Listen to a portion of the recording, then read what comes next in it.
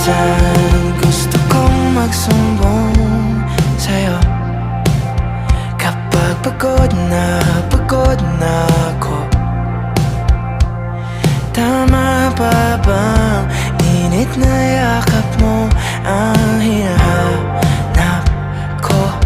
Minsan gusto kong tumawag sa'yo para lang marinig ko ang boses mo.